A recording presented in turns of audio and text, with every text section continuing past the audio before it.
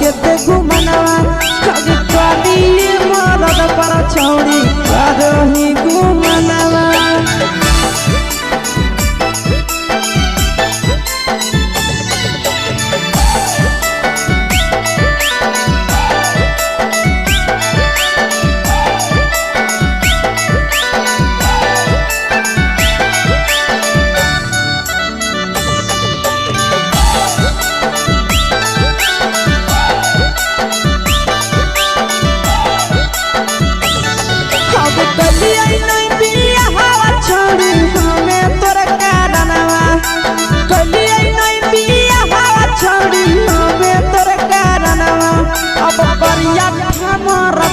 छौड़ी करही घुमनवा अगे कभी मरद पर छौड़ी करही घुमनवा।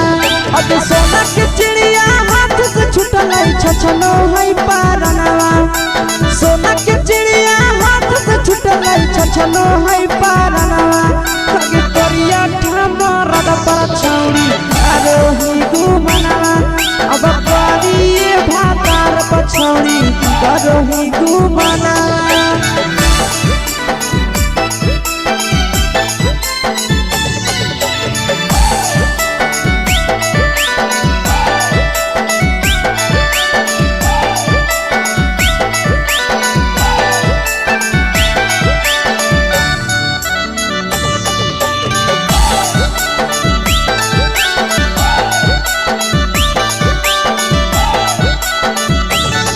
अगे पहिले नहीं जानलिए तोहर चलिया चलनवा।